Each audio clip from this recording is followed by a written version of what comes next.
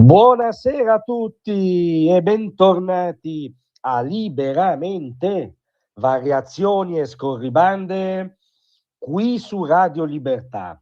Allora stasera dobbiamo proprio elevare un peana a Francesco De Gregori, le cui note non a caso introducono questo spazio, e alla lezione che ha appena rifilato a tutti i pseudo-intello, pseudo-engagé, a tutti gli spacciatori, i ricucinatori di luoghi comuni, a tutto lo pseudo-culturame diffuso italico e non solo, insomma, a tutto il cosiddetto e sempre più povero di idee mainstream. La data alla De Gregori, con poche frasi secche, immagini stroncatorie che valgono più ovviamente di tante spatafiate del sottoscritto, che valgono a maggior ragione perché vengono dalla storia di un artista, un cantautore che non ha neanche mai fatto mistero delle sue personali inclinazioni politiche, che spesso non coincidono con quelle di cui vi parla. A maggior ragione non posso non sottoporvi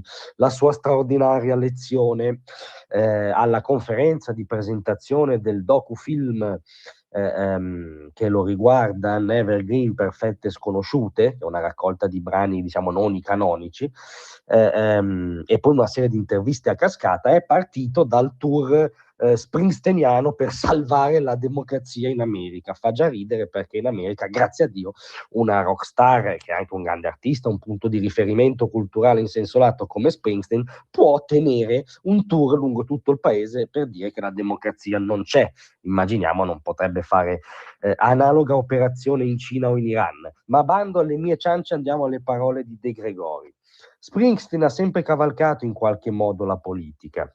Io provo sempre un certo imbarazzo quando un uomo di spettacolo si schiera in maniera così netta, apodittica, su questioni internazionali. Un proclama buttato giù dal palco o anche scritto in un appello mi lascia abbastanza indifferente. Non capisco molto gli artisti che vogliono sensibilizzare il proprio pubblico. Perché non è abbastanza sensibile per conto suo?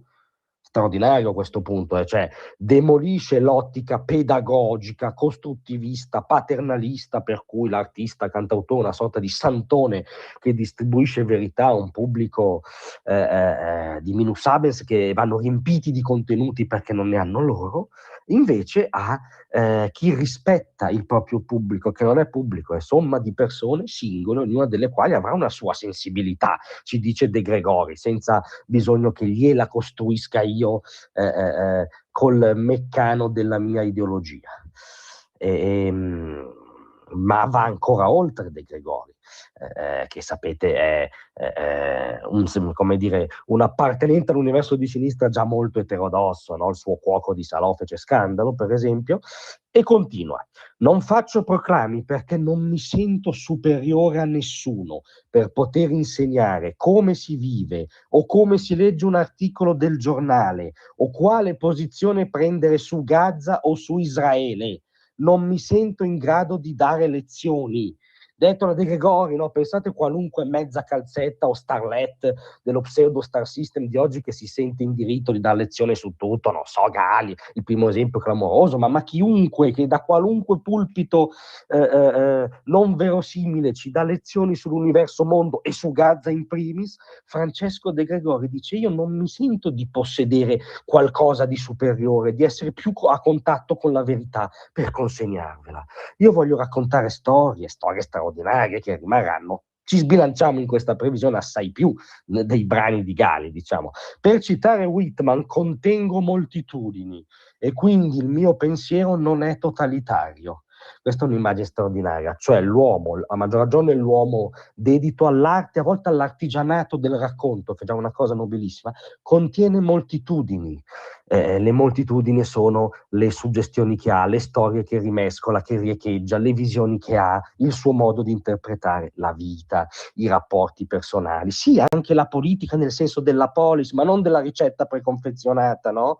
E il mio pensiero non è totalitario, cioè io non sono un addetto alla propaganda della verità, che è l'idea di intellettuale, no, che diciamo da Sartre, per prendere l'esempio nobile in poi, va per la maggiore, no, nel mainstream progressista, per cui gli intellettuali sono addetti alla diffusione della verità e quindi in quanto tali intrinsecamente, seppur magari involontariamente, totalitari nel loro modo di agire. No, io contengo moltitudine, dice De Gregori, non mi sento in condizione di dare lezioni a nessuno e nemmeno mi va di prenderne da alcuno. È una grande rivendicazione di individualismo, no? Anche metodologico. Io racconto la mia storia, tu raccontami la tua.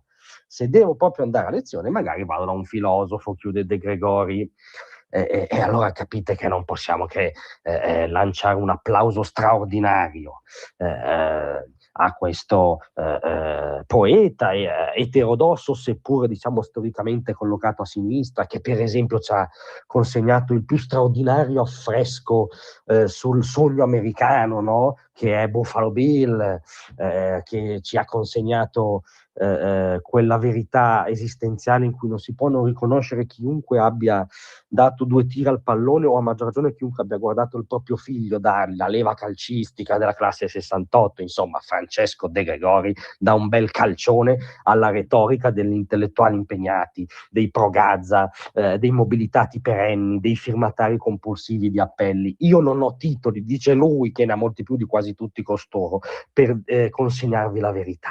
Il mio pubblico è già sensibile, io voglio solo relazionarmi con esso. Ebbene, evviva, evviva, evviva.